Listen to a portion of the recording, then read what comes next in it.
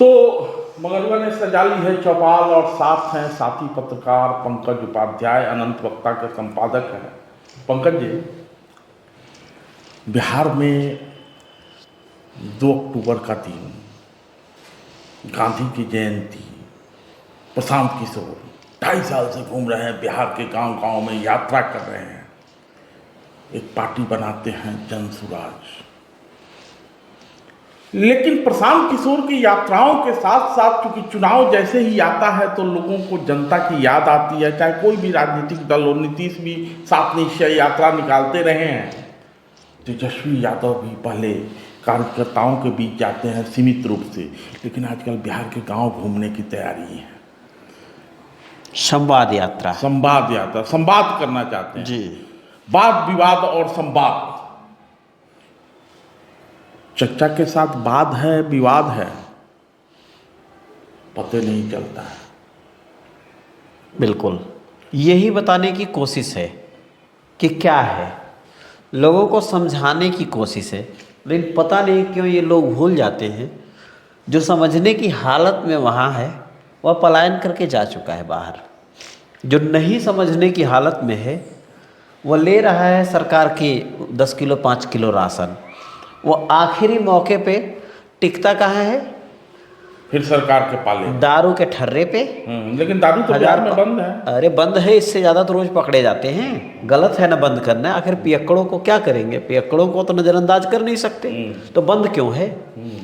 क्या वो निपट गए? वो तो चोरी से पिएंगे। नहीं, प्रशांत किशोर कह भी रहे हैं कि हम आएंगे और 15 मिनट के अंदर दारूबंदी खत्म करते हैं। बहुत अच्छी बात है, इसलिए वो कुछ बेहतर कर सकते हैं। हम जो कह रहे थे कि चर्चा यानी नीतीश कुमार के साथ वाद है, विवाद है या संवाद की स्थिति में, जनता के साथ तो वो संवाद करेंगे, लेकिन चर्चा के साथ वाद की स्थिति में है, विवाद की स्थिति में है या संवाद की स्थिति में।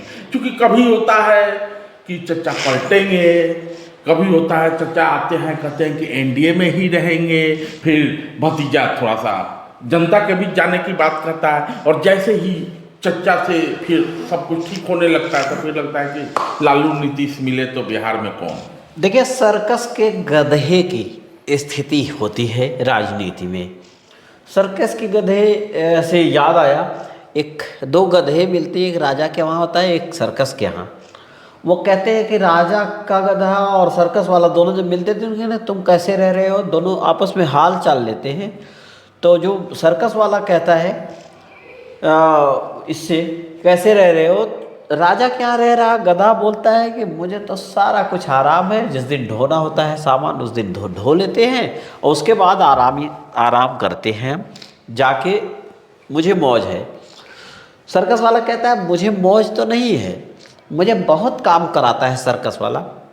तो कह रहे फिर रुके क्यों हो, आओ मैं तुम्हें राजा क्या काम दिला देता हूँ। वो कहता है कि मैं एक आस में रुका हूँ। कहता है जब सर्कस वाले मालिक की बेटी जब रस्सी पे चलती है तो वो कहता है कि अगर रस्सी से गिर गई तो गधे से शादी करा दूंगी। शर्त रखा है राजा। हाँ, जब नहीं, वो बोलता है सर्कस वाला कि अपनी बेटी को कहता है अगर रस्सी से गिर गई तो गधे से शादी कर दूंगा।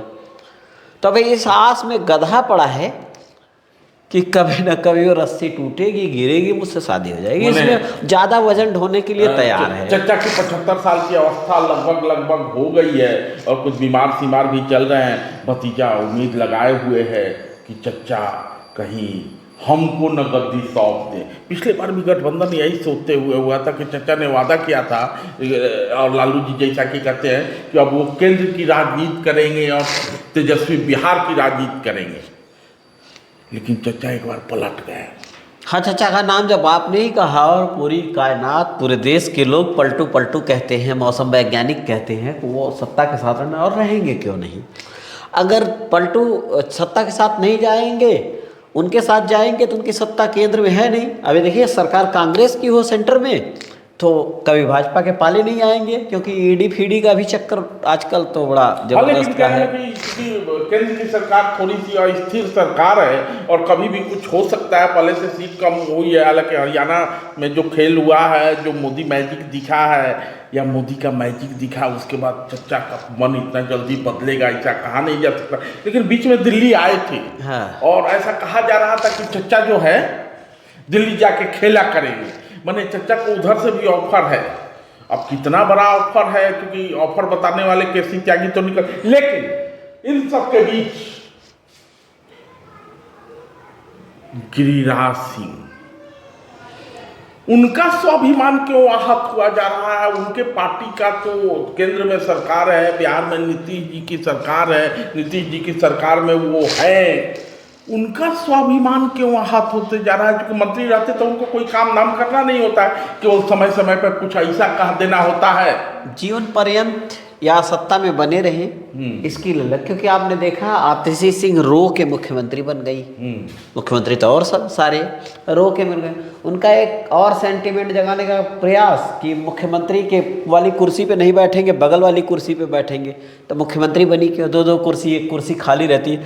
तो यही एक राजा की नज़र में, प्रधानमंत्री मोदी की नज़र में बने रहें, इस वजह से कोई ना कोई खुरापात करना है। इनको पैसा तो खर्च करना नहीं है, ढेर सारे फॉलोअर, ढेर सारे स्पॉन्सर्ड होते हैं, उसमें अपनी रोटी चलाने के लिए अब गिरिराज सिंह चल पड़ेंगे तो क्या दिक्कत है उसके साथ में? ये स्वाभिमान है। लेकिन अंततः एक बात और है, इस गठबंधन में नीतीश कुमार के आने से बिहार की जनता को फ़ायदा ज़रूर है, क्योंकि एक जो अच्छा पैकेज लेके गए हैं सरकार से, वो आधा भी खा जाएं तो भी कुछ ना कुछ तो विकास हो ही जाएगा। नीतीश कुमार खाते नहीं है, नीतीश कुमार पे अभी तक खाने का आरोप नहीं लगा। और सत्ता में रहने पे आरोप नहीं लगता, उसके बाहर आने के बाद आरोप लगता है। दूसरी पार्टियां आती चढ़ जाती हैं, और कोई ईमानदार नहीं होता दूसरी पार्टी जब विरोधी सत्ता में होती है तो। और लेकिन एक और भतीजा है वहां पे, एक ही भतीजा नहीं है, एक बड़का भाई है, एक छोटका भाई है, यानी चिराग पासवान भी है। चिराग पासवान कह रहे हैं कि मुख्यमंत्री का पद उनके लिए कुछ नहीं है, हालांकि लोग कह रहा है कि ये भी जनसुराजी होना चाहते हैं।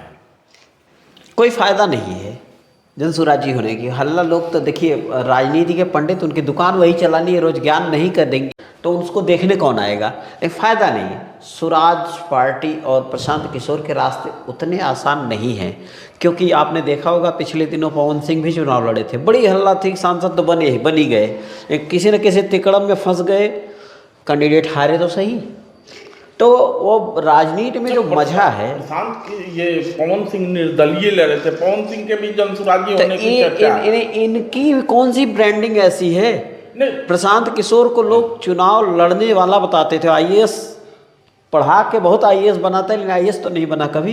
तो ये जनसुराजी प्रशांत किशोर जरूर हैं, लेकिन उसके पहले वो डाटा का खेल करते रहे हैं। सारे पार्टियों का डाटा उनके पास है, और उसी डाटा के सहारे उनकी आटा माने रोजी रोटी चलती रही है। लेकिन अब जो है वो खुद चुनावी मैदान में आ गए हैं, और जब चुनावी मैदान में आ गए हैं तो किसी को मुख्यमंत्री बना रहे हैं, किसी को अध्यक्ष बना रहे हैं, किसी की सत्ता बदल रहे हैं, किसी की क्या बदल, आगे देखा जाना। तो बिहार में इन दिनों यात्राएं चल रही है, चुनाव में यात्राएं चलती है, कोई नई बात नहीं है, चर्चा भी निकल सकते हैं। जी बिल्कुल बिल्कुल, चर्चा भी निकल सकते हैं।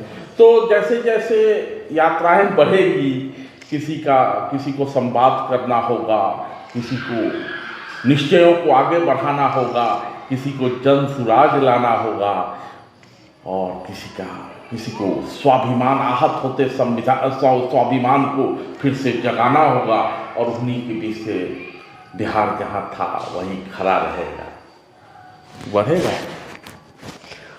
बिहार। मैंने कहा ना, सबसे ज़्यादा अगर पूरे देश में कहीं से पलायन हुआ है तो बिहार से हुआ है, पूर्वी उत्तर प्रदेश से हुआ है, क्योंकि लोग यहाँ से निकले, जो बचे उनके लिए क्या, ये सोचना बहुत ज़रूरी है। और उन नेताओं को सोचना, नेताओं को क्या, सांसद विधायक बन के मंत्री बनना है, उनका सरोकार से तो बहुत रोल होता नहीं, क्योंकि अगर सत्ता में 2-4 दिन रहने के बाद भी किसी को संवाद यात्रा निकालने की ज़रूरत पड़ती है और किसी को स्वाभिमान बचाने की ज़रूरत पड़ती है, तो सवाल तो उनसे भी बनता है कि क्या किया। तो चलिए ये सवाल जारी रहेंगे, और पंकज उपाध्याय और मंगरुआ इसी तरह से संवाद करते रहेंगे, चौपाल सजता रहेगा, और देश दुनिया की खबरें आप तक पहुंचती रहेगी। धन्यवाद।